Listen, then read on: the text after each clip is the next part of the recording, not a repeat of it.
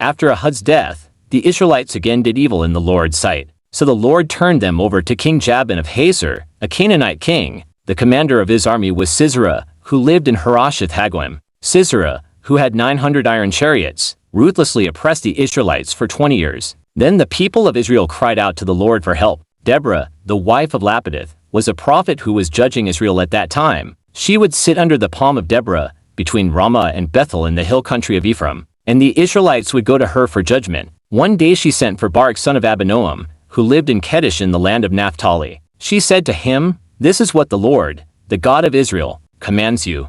Call out 10,000 warriors from the tribes of Naphtali and Zebulun at Mount Tabor, and I will call out Sisera, commander of Jabin's army, along with his chariots and warriors, to the Kishon River. There I will give you victory over him." Barak told her, "I will go, but only if you go with me." "Very well," she replied, "I will go with you, but you will receive no honor in this venture, for the Lord's victory over Sisera will be at the hands of a woman." So Deborah went with Barak to Kedesh. At Kedesh, Barak called together the tribes of Zebulun and Naphtali, and 10,000 warriors went up with him. Deborah also went with him. Now Heber the Kenite, a descendant of Moses' brother-in-law Hobab, had moved away from the other members of his tribe, and pitched his tent by the oak of Zaanannim near Kedesh. "Very well," she replied, "I will go with you, but you will receive no honor in this venture, for the Lord's victory over Sisera will be at the hands of a woman." So Deborah went with Barak to Kedesh. At Kedesh, Barak called together the tribes of Zebulun and Naphtali, and 10,000 warriors went up with him. Deborah also went with him. Now Heber the Kenite,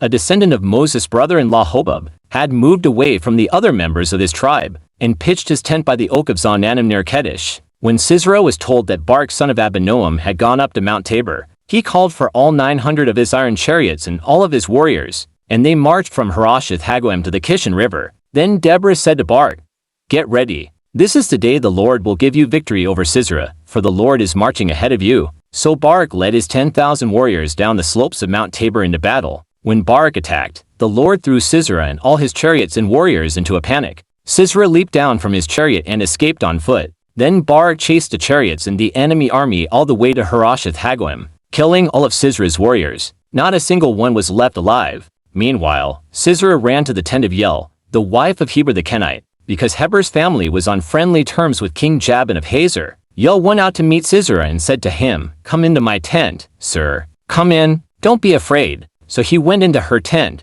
and she covered him with a blanket. "Please give me some water," he said. "I'm thirsty." So she gave him some milk from a leather bag and covered him again. "Stand at the door of the tent," he told her. "If anybody comes and asks you if there is anyone here, say no." But when Sisera fell asleep from exhaustion, Yael quietly crept up to him with a hammer and tent peg in her hand. Then she drove the tent peg through his temple and into the ground, and so he died. When Barak came looking for Sisera, Yael went out to meet him. She said, "Come, and I will show you the man you are looking for." So he followed her into the tent and found Sisera lying there dead, with the tent pegged through his temple. So on that day Israel saw God defeat Jabin, the Canaanite king, and from that time on Israel became stronger and stronger against King Jabin, until they finally destroyed him.